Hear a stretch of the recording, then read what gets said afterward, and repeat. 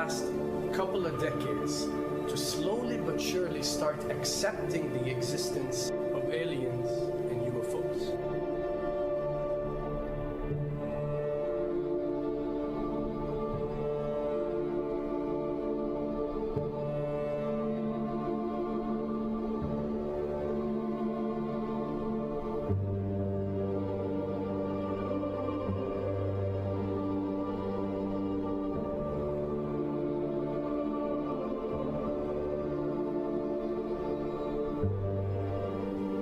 I can tell you right now that 99% of every UFO sighting that has ever taken place has actually not been an unidentified flying object, because this has always been military technologies.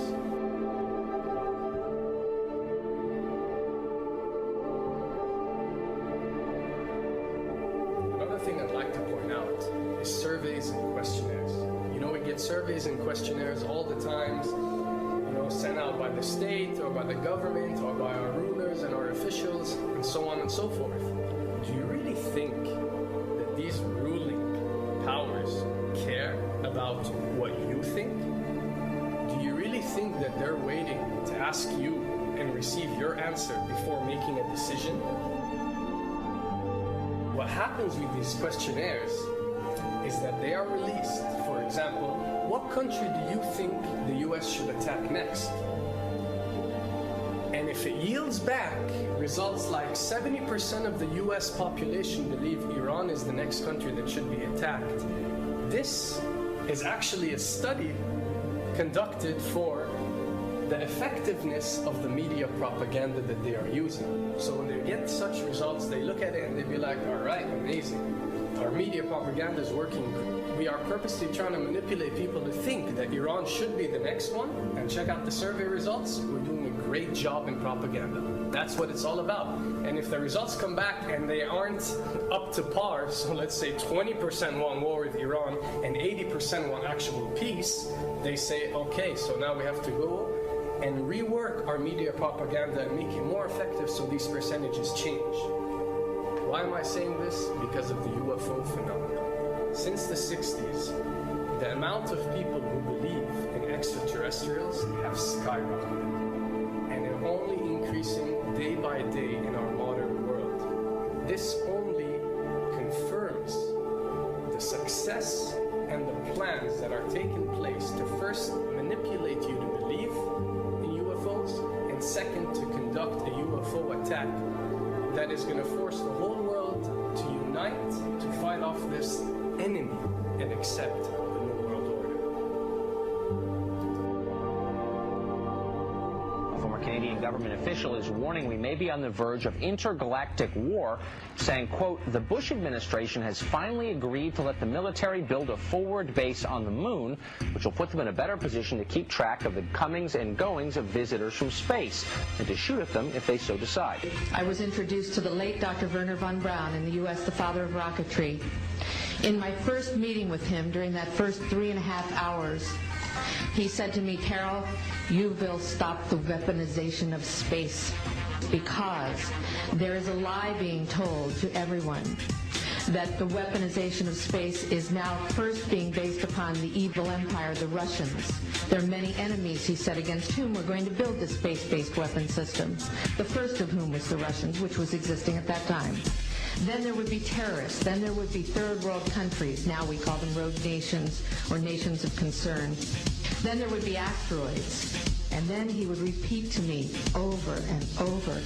And the last card, the last card, the last card would be the extraterrestrial threat. As a military strategist, as a person who worked on the MX missile, which I did later, he said, you will find that there is going to be a spin to find some enemy against whom we have to build space-based weapons, and now we should expect the spin. And that's the formula, except that it's all based on a lie.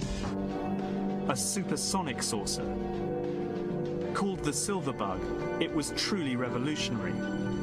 The plans show in detail a multi-jet engine craft that boasted amazing maneuverability and speed. It's an intriguing thought that this concept may tie in with the work of the German scientists who brought saucer technology to the US at the close of the Second World War.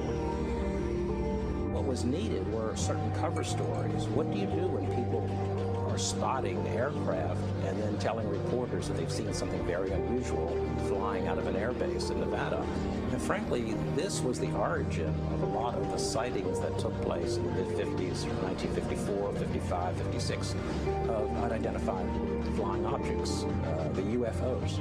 So the CIA was involved in encouraging people to believe that, yes, they saw UFOs, and the CIA and the military tried to be very helpful to reporters to get these stories out, to divert the attention of the country, and particularly the people in this region, about what they had actually seen.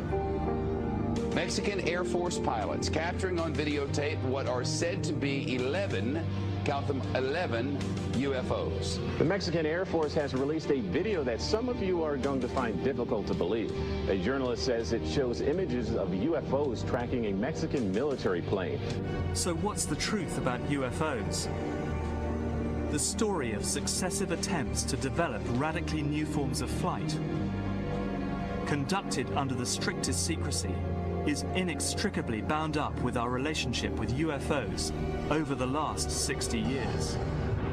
Whether it's Allied pilots buzzed by strange balls of fire in 1942 or the Roswell incident 5 years later, there is a strong case to be made that secret military technology offers a convincing explanation for many UFO stories.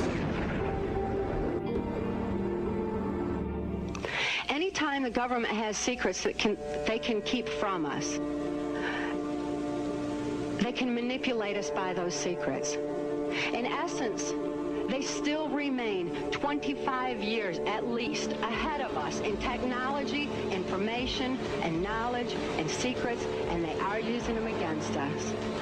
I heard over the years many times over that the plan to usher in the New World Order would be to make all the people in this country and around the world feel totally helpless to prevent the New World Order from occurring, this world dominance plan, by saying that we had been invaded by aliens, so that we would say, oh, please, UN, come in and help us all. So bear in mind that there is a planned orchestration to get people to be submissive through a secret technology and information that they're keeping from you under the blanket of a so-called National Security Act.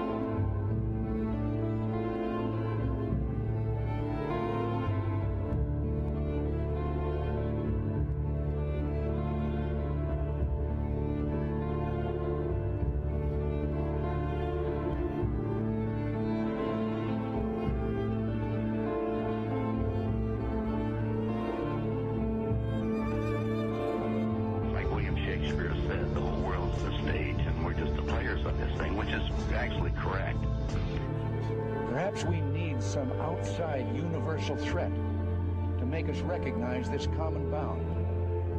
I occasionally think how quickly our differences worldwide would vanish if we were facing an alien threat from outside this world.